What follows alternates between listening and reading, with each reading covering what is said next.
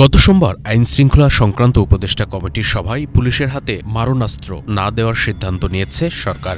সভা শেষে স্বরাষ্ট্র উপদেষ্টা লেফটেন্যান্ট জেনারেল অবসরপ্রাপ্ত জাহাঙ্গীর আলম চৌধুরী বলেন, মারণাস্ত্র থাকবে শুধু এপিবিএনের কাছে। পুলিশ তাদের কাছে থাকা মারণাস্ত্র জমা দেবে। পুলিশের হাতে যেন আর কোনো মরণাস্ত্র না থাকে, এগুলি তাদের জমা দিয়ে দিতে হবে। কোনো মরণাস্ত্র পুলিশের হাতে থাকবে না, বাট এপি ব্যাটালিয়নের হাতে থাকবে। এপি ব্যাটালিয়নের কাজ কিন্তু অন্য পুলিশের থেকে একটু ডিফারেন্ট। র্যাব এই পুনর্গঠন কিভাবে হবে, এটা এই নামে থাকবে কিনা, এই ড্রেস থাকবে কিনা, বা এই ফোর্স থাকবে কিনা, বা কিভাবে অর্গানাইজ হবে, এই জন্য আমরা একটা কমিটি করে দিয়ে দিচ্ছি। ওইটা একজন উপদেষ্টার নেতৃত্বে একটা কমিটি করে দেওয়া হয়েছে এবং কয়েকটা বাহিনীর হেডদের এটা মেম্বার করে দেওয়া হয়েছে। আমরা এটা জেল হাফিজের করে দেওয়া হয়েছে, দায়িত্ব দেওয়া হয়েছে। মারণাস্ত্র বলতে আসলে কি বোঝানো হয়েছে? পুলিশের হাতে কি কোনো অস্ত্র থাকবে? সাধারণভাবে মারণাস্ত্র বলতে এমন অস্ত্রকে বোঝায় যা দিয়ে মৃত্যু ঘটানো যায়।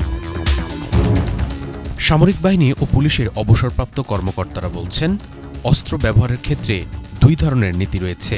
সামরিক বাহিনী উচ্চ ক্ষমতার প্রাণঘাতী অস্ত্র ব্যবহার করে যাতে শত্রুপক্ষের মৃত্যু ঘটানো যায়। সেখানে রাইফেল, মেশিনগান সহ স্বয়ংক্রিয় অস্ত্র যেমন থাকে, তেমনি থাকে ক্ষেপণাস্ত্র, গোলাবারুদ সহ ভারী অস্ত্র। অন্যদিকে পুলিশের উদ্দেশ্য সবসময় মৃত্যু ঘটানো নয়। আইন শৃঙ্খলা রক্ষায় তারা এমন অস্ত্র ব্যবহার করে যা দিয়ে বিশৃঙ্খলা নিয়ন্ত্রণ করা যায় এবং মানুষের মৃত্যুর ঝুঁকি কম থাকে। এখন পুলিশ বেশি ব্যবহার করে শটগান।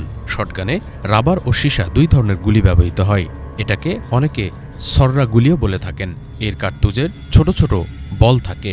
বিশৃঙ্খলা বা সহিংসতা দমনে প্রথমে লাঠি পেটা এবং কাঁদানে গ্যাস ও সাউন্ড গ্রেনেড ব্যবহারের চর্চা রয়েছে। এতে পরিস্থিতি নিয়ন্ত্রণে না এলে শটগানের গুলি ছোড়া হয়। এই গুলিতে মৃত্যুর ঝুঁকি কম থাকে। তবে বাংলাদেশ পুলিশের কাছে রাইফেল, পিস্তল ও এসএমজির মতো অস্ত্র আছে।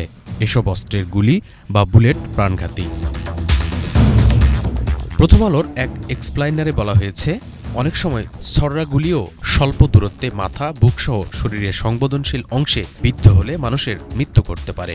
আবার কার্তুজের ধরনের উপর নির্ভর করে শটগানের গুলি 40 থেকে 50 মিটারের মধ্যে লাগলে প্রাণনাশের কারণ হয়ে উঠতে পারে। প্রাণঘাতী বুলেটেরও নানা ধরন আছে। কোনোটি অনেক দূরে গিয়ে আঘাত করে মৃত্যু ঘটাতে পারে, কোনোটির আবার খুব বেশি দূরে গিয়ে আঘাত করে মৃত্যু ঘটানোর সক্ষমতা নেই। বাংলাদেশের পুলিশ বিক্ষোভ দমন ও বিশৃঙ্খলা নিয়ন্ত্রণে সাধারণত লাঠিচার্জ, গরম পানি ও রঙিন পানি ছেটায় এবং কাঁদানে গ্যাস ব্যবহার করে থাকে। 2013 সাল থেকে সাউন্ড গ্রেনেডের ব্যবহার শুরু হয়। সাধারণত বেশি বল প্রয়োগ করার মতো পরিস্থিতি তৈরি হলে শটগান ব্যবহার করা হয়।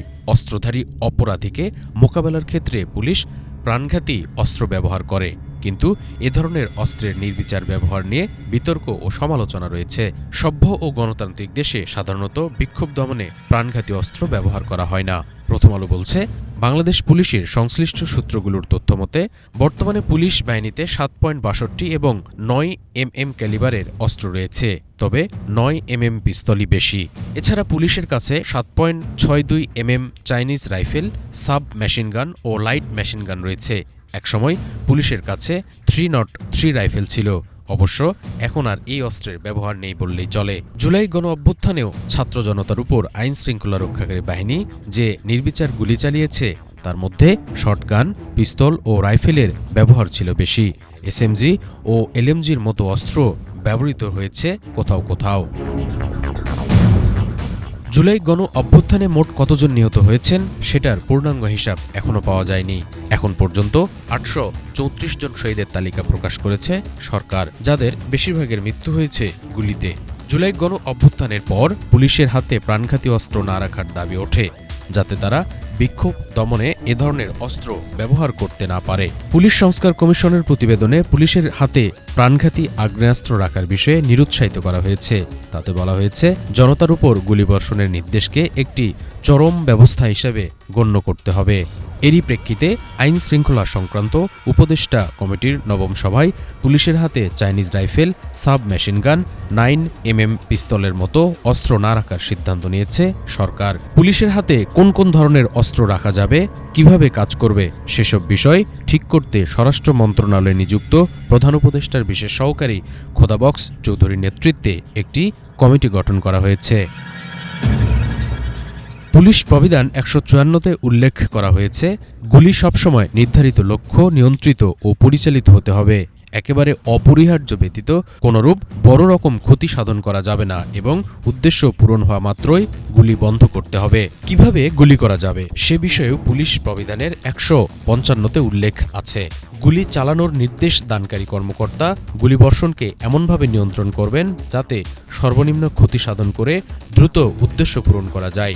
সমবেত জনতার মাথার উপর দিয়ে অথবা সমাবেশে থাকা ব্যক্তিদের বাইরে অন্য কোনো লক্ষ্যে গুলি করা কঠোরভাবে নিষেধ, কারণ এতে দূরবর্তী নিরপরাধ লোক হতাহত হওয়ার আশঙ্কা থাকে। গুলি চালানোর নির্দেশ দেওয়ার আগে দূরত্ব, লক্ষ্য ও গুলির সংখ্যা নির্দিষ্ট করে দিতে হবে। এছাড়া জনতার সরে যাওয়া ও ছত্রভঙ্গ হওয়ার সামান্যতম প্রবণতা থাকলেও গুলি চালানো বন্ধের নির্দেশনা আছে পিআরবিতে। প্রাণঘাতী অস্ত্রের ব্যবহারের ক্ষেত্রে নানা ধরনের বিধিনিষেধ আছে আন্তর্জাতিক বিভিন্ন আইন ও সনদে। অবশ্য প্রাণঘাতী অস্ত্র পুলিশকে দেওয়া না দেওয়ার ক্ষেত্রে আরেকটি মতামত আছে, সেটি হলো সন্ত্রাসীরা যেহেতু প্রাণঘাতী অস্ত্র ব্যবহার করে সেহেতু পুলিশের কাছেও তা থাকা দরকার। আর অন্য ব্যবহারের বিষয়টি শুধু পুলিশ সদস্যের উপর নির্ভর করে না, এটি নির্ভর করে সরকারের নির্দেশনা ও ঊর্ধ্বতন পুলিশ কর্মকর্তাদের নির্দেশের উপর। Banglavision news desk.